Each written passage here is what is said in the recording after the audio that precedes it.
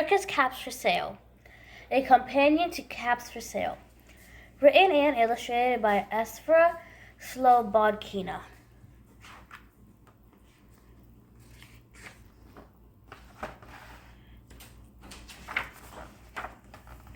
Circus Caps for Sale. Early one morning, Pezzo the peddler woke up. He jumped out of bed and began to dress. First he put on his socks, next he put on his clean white shirt. Then he put on his fine black and white checkered trousers, and later he put on his fancy yellow shoes. Then the peddler put on his jacket and his lucky cap, picked up his oars, and was ready to go to work. The peddler walked fast as he could without upsetting his caps. For, you see, the peddler sold caps, only instead of carrying the caps in a bundle on his back, he carried them on top of his head. First he had his own black and white checked cap, then a bunch of gray caps, then a bunch of brown caps, then a bunch of blue caps, and on the very top, a bunch of red caps.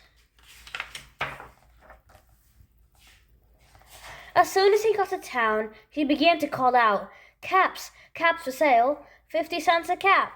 But the street was strangely quiet. No man stopped the peddler to try on a cap. No woman leaned out of a window to see if they were really good caps.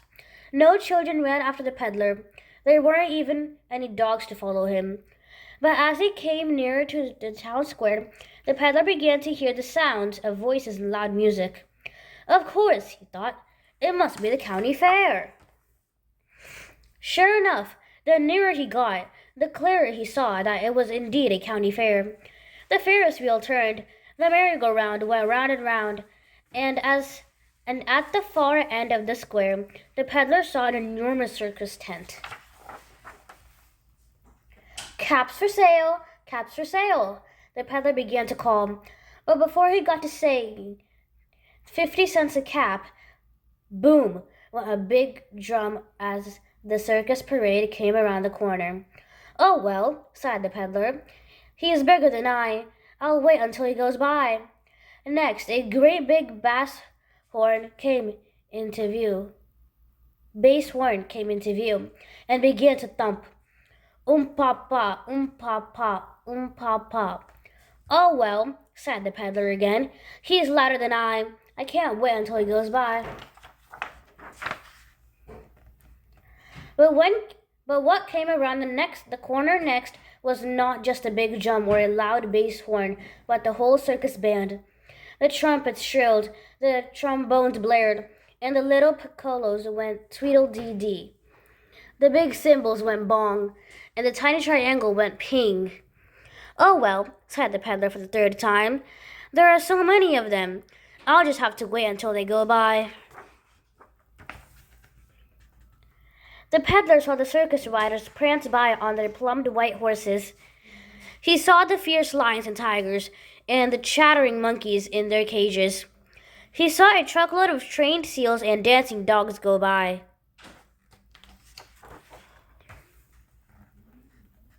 Four striped zebras, 3 long-necked giraffes, 2 double-humped camels, and 1 huge elephant.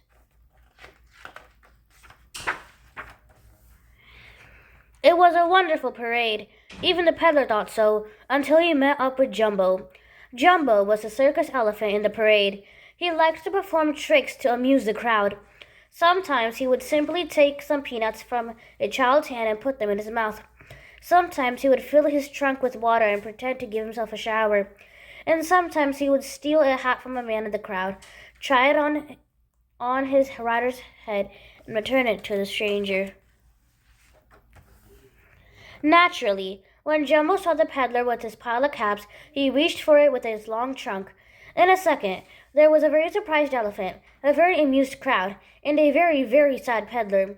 For all the red caps, blue caps, brown caps, and gray caps came flying down in every direction.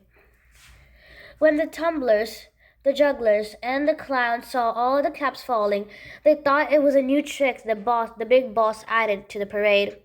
So they each caught a cap and went on with their acts. The clowns The clowns clowned in brown caps, the tumblers trembled in gray caps, and the jugglers did their juggling with their red and blue caps. The crowd roared with laughter. Everybody was delighted, except the peddler. Down the main street and all around the town, the parade marched, with the peddler running after it, calling, "My caps, my caps! Please give me back my caps!" But nobody paid any attention to him. Nobody even heard his voice. At last, the peddler gave up. He sat down on a bench under a big tree and watched the parade disappear around the corner. When the parade was over, the circus people gathered in the big top to congratulate the big boss on his new clever trick. Thank you, my friends," said the big boss, "but I had nothing to do with it." "Then who did?" asked the jugglers. "Who did?" asked the tumblers. "Who did?" asked the clowns. "Jumbo did," said Joe, the elephant rider. And he told the circus people about the little peddler. Joe also tried to show how the peddler carried all his caps, but when he got to the first brown cap, all the caps fell down.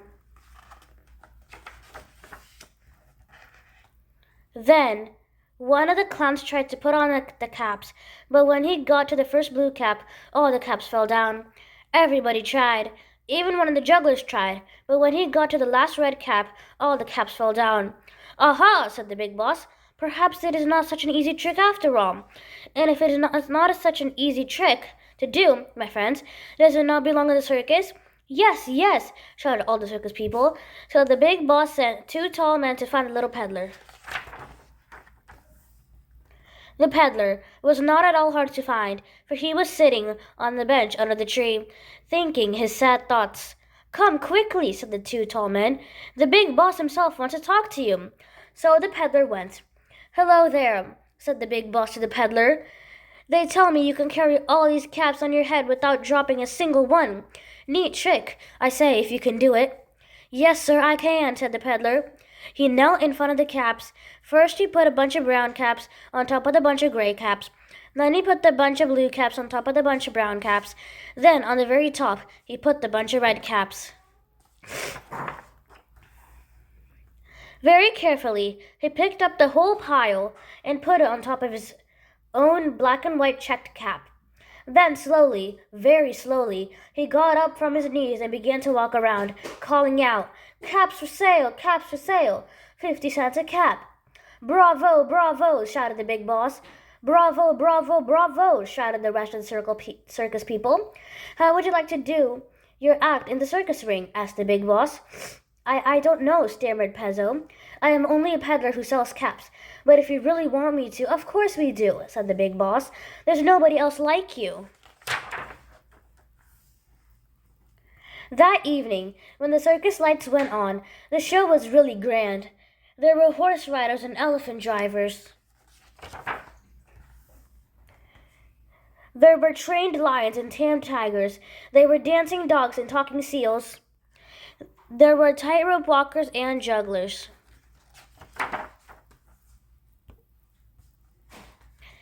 And tumblers and clowns. And of course, there was the peddler. Everyone did their acts very well. But most of all, people liked the peddler. They clapped and whistled when they saw how he carried on top of his own black and white checked cap, the gray caps, the brown caps, the blue caps, and on the very top, the red caps, without dropping a single one. The peddler was delighted. He walked around the ring, feeling very straight and tall, and calling, "Caps for sale, caps for sale, 50 cents a cap." After the show, Pezzo the peddler sold all his gray, brown, blue, and red caps. Someone even wanted to buy his own black and white checked cap. But the peddler wouldn't part with it. It was his lucky cap, he said, and besides, it matched his own black and white checked trousers.